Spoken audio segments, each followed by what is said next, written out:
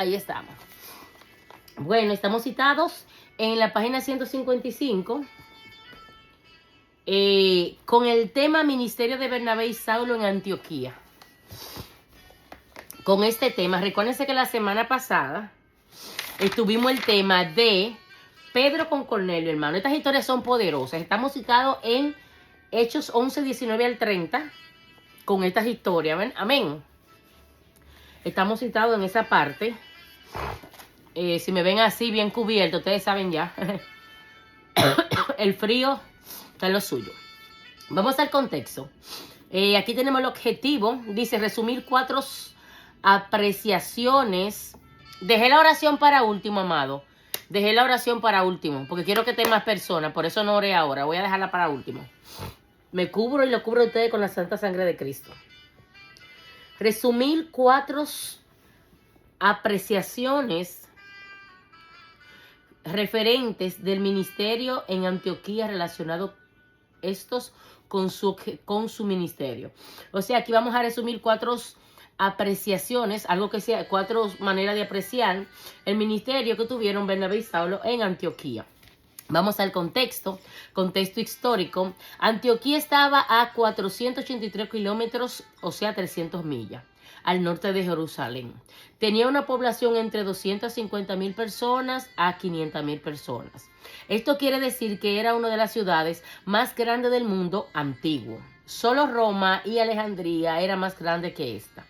La calle principal de Antioquía era de 7 kilómetros, o sea, 4.3 millas de largo y 10 metros, 33 pies de ancho.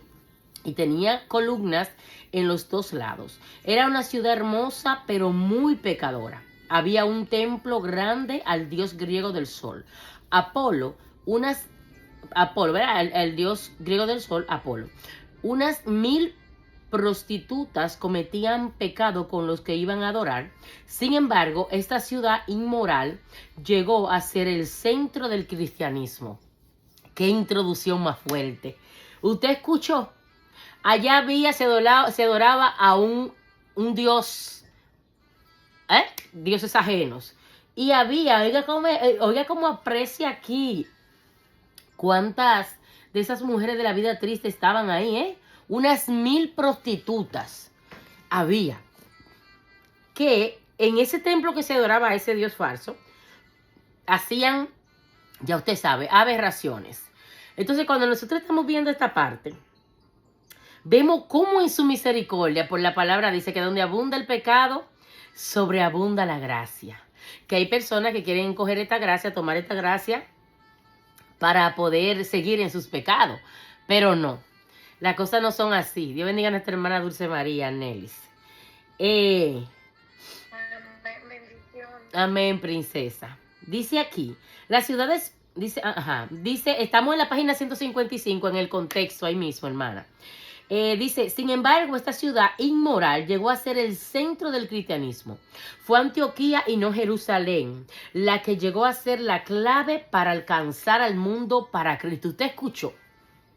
La ciudad que aquí en el contexto de esta historia le está hablando que era una de las más grandes, de la tercera más grande que tenía entre 250,000 personas a 500,000 personas. Y le manda a decir el espacio que tenía, los metros que tenía y toda la situación que se movía en ese lugar. Había riquezas, había movimiento de personas importantes, pero el pecado era exageradamente. O sea, había un desorden total. Ahí no se tomaba en cuenta a Dios y quizás si se lo tomaba era muy pocas personas, porque la historia de el contexto de esta historia quiere decir que lo que se conocía tanto, que se adoraba al dios del sol Apolo, y también se conocía que había 1000 prostitutas, o sea, que había una institución de mujeres tristes que se prostituían, pero no solamente que eran prostitutas, sino también dice aquí que cometían pecados con los que iban a adorar, pero no a adorar a Dios, sino a Dios del sol, a ese Dios vano.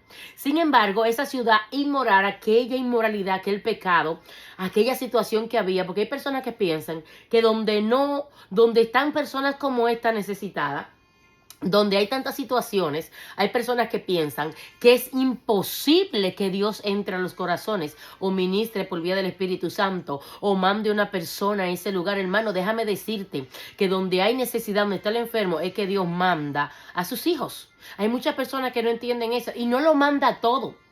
No, no, no, no. Hay personas que se convirtieron al Señor, que aman al Señor, que eran prostitutas, que eran aquí, que eran allá, hermanos, que eran idólatras, que ellos saben de dónde salieron y Dios los restauró de una manera tanta que ellos no van a volver a ese mundo. Porque ellos aman tanto a Dios que dicen, pero para yo volver para allá, yo prefiero irme con el Señor.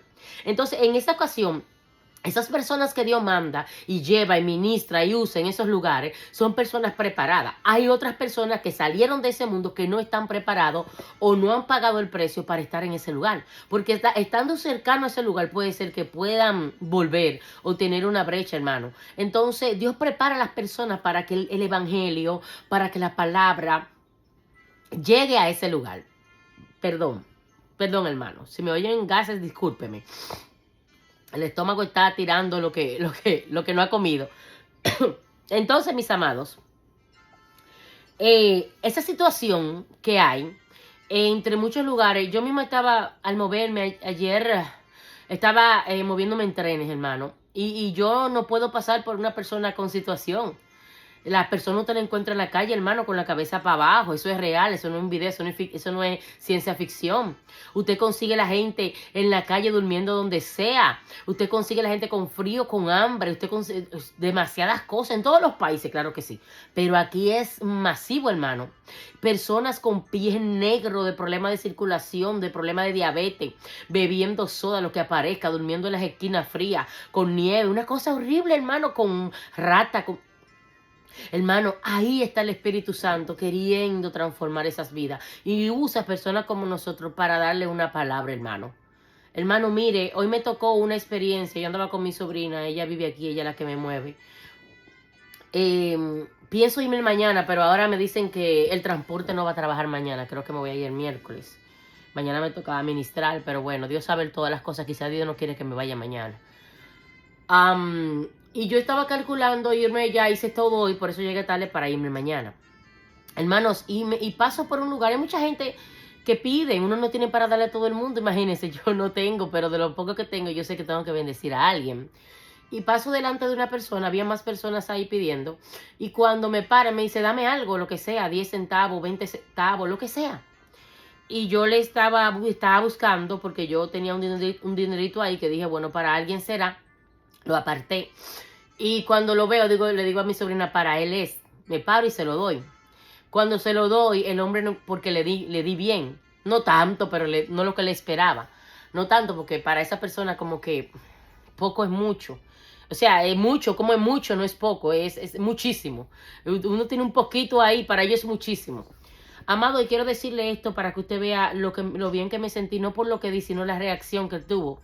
Hacía tanto frío que andábamos con guantes, entonces yo para poder sacarlo, tuve que quitarme los guantes y la mano la sentí que se me estaba congelando.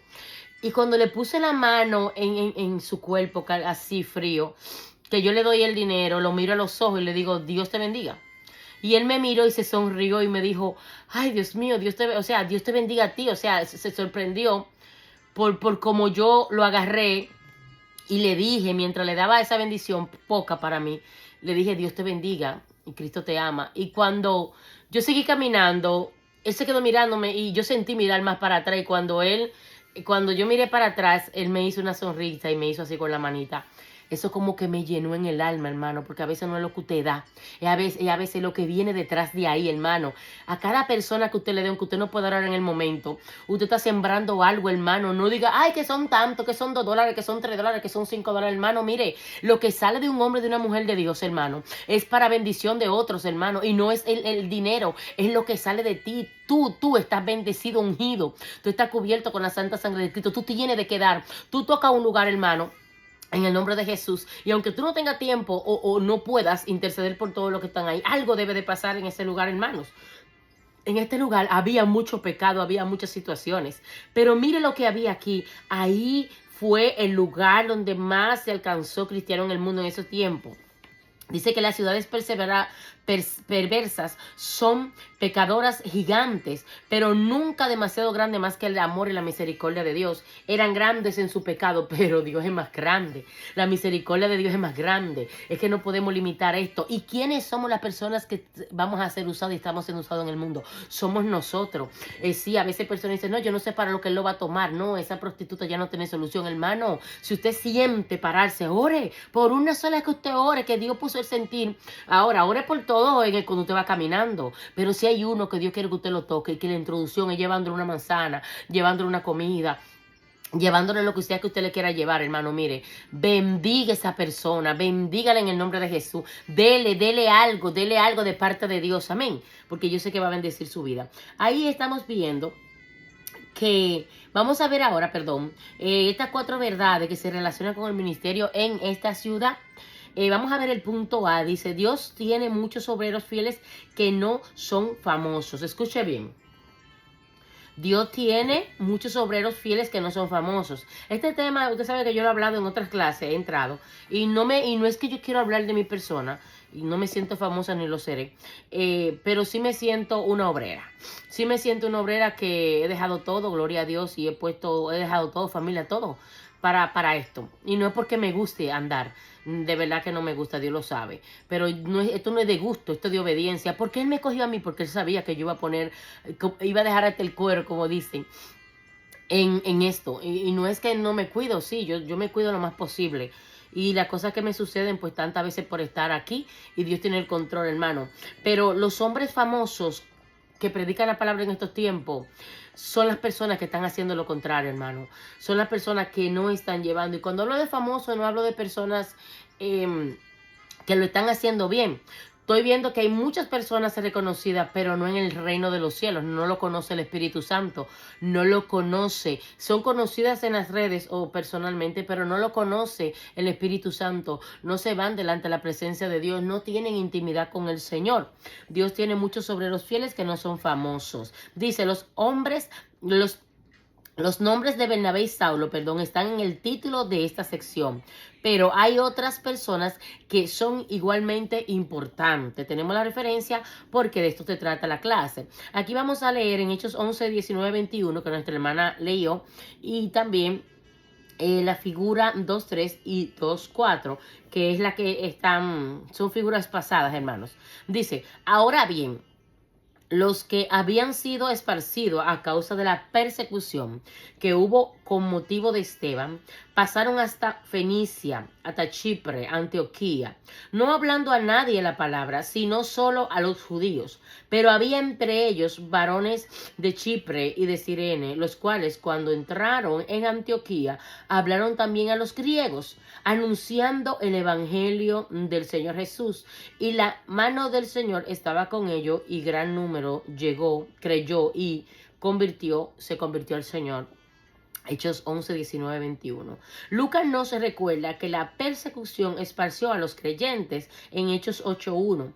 No fue su amor hacia los perdidos, sino la persecución lo que lo hizo viajar y dispersarse. O sea, aquí te está hablando que no fue que esta persona decidieron, bueno, hoy voy a salir y voy a evangelizar, hoy voy a salir y voy a dar de parte de Dios. No.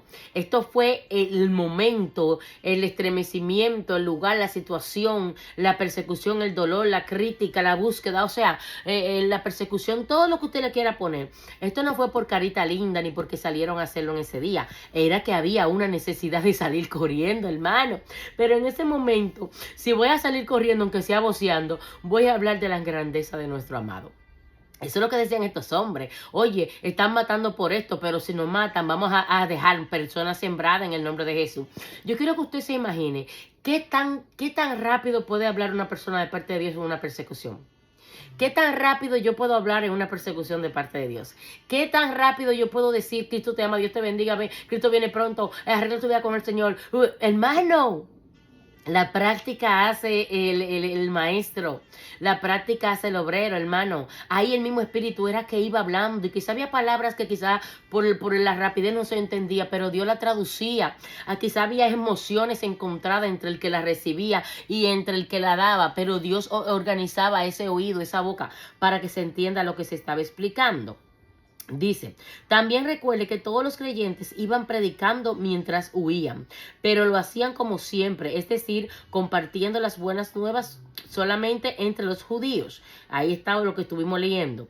Pero fíjese la forma como comienza Hechos 11:20, que dice así, pero había entre ellos unos varones. Hermano, la palabra será predicada en todos los rincones. Tiene que ser predicada en todos los rincones. ¿Por qué? Porque no puede después, cuando estemos delante de nuestro maestro, sean las obras buenas o malas, sea convertido, o sea una persona que se convirtió en Señor o uno que no llegó a alcanzar su salvación, pero fue llamado, hermano, fue predicado, requete predicado, hermano, hasta los confines de la tierra. Nos manda la palabra a predicar, ir y predicar el evangelio a toda criatura, hermano, a todo lugar donde Él nos mande y respalde. Entonces quiere decir que no va a haber excusa. No, pero a mí nadie me habló de ti, Señor. ¿Cómo no, mi amor? Desde el principio, aún en persecución, aún en crisis, aún en falta. Hubo. Pero no todo el mundo podrá buscar esa excusa.